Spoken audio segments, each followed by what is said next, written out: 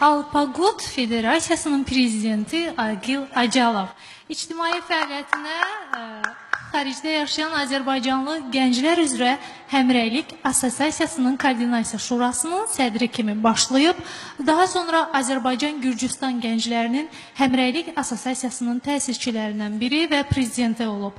İki ölkə gənclərinin arasındakı qarşılıqlı sosial, ictimai, mədəni əlaqələrin gücləndirilməsinə xidmət edib, elm, təhsil, mədəniyyət, diaspora, ekologiya kimi sahələrdə bu dövlətin gəncləri ilə birgə fəaliyyəti layihələri olub. 2014-cü ildə yaradılan Dünya Alpaqut Federasiyasının qurucularından biridir.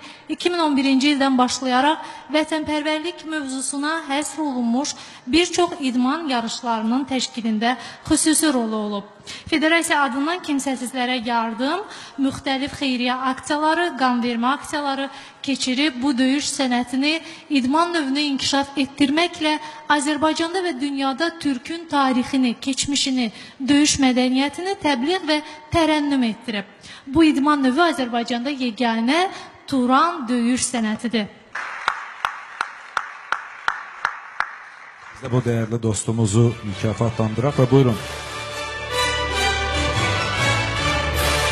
İlk növbədə hamının bayramını təbrik edirəm.